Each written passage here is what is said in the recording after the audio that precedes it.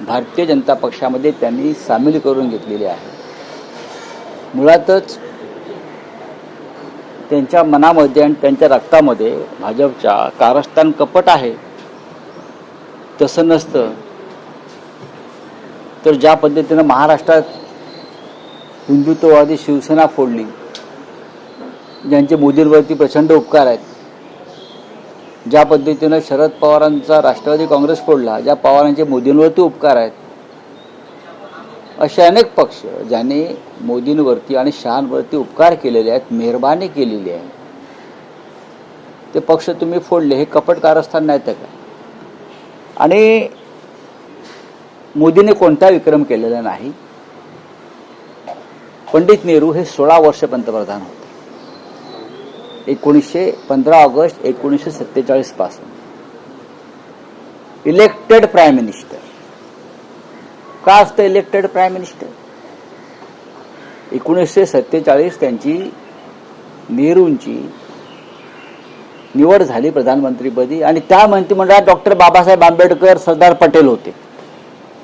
ते प्रधानमंत्रीच होते, शपथ घेतली त्यांनी।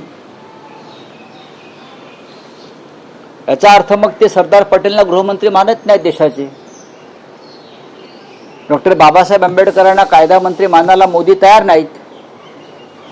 जर नेहरूंचा तो कालखंड 4 वर्षाचा ते मानायला तयार नसतील तर नेहरू हे 16 वर्ष होते। आणि ज्या परिस्थितीत पंडित नेहरूंच्या हातात हा भारत होता स्वातंत्र्यानंतर, तो इतका कंगाल आणि गरीब होता, ब्रिटिशांनी लुटलेला, ओरबडलेला, त्यातून हा देश पंडित नेहरूंनी उभा केला।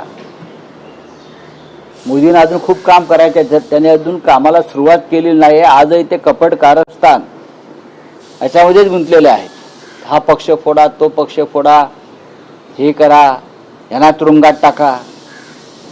नेहरूंनी हे कधी केलं नाही। त्याच्यामुळे नरेंद्र मोदींची अशी भाषणं आम्ही सिरियसली घेत नाही। 12 वर्षातले 5 वर्ष शिवसेना त्यांच्यासोबत। एक लक्षात घ्या, नरेंद्र मोदींचं खरं पंतप्रधान पद हे 2014 ते 2019 लोकांनी निवडून इलेक्टेड, आणि त्यानंतरचं प्रत्येक निवडणूक ही चोरलेली निवडणुकीने झालेले ते प्रधानमंत्री। 2014ला त्यांना लोकांनी निवडून दिले एका मोठ्या अपेक्षेने।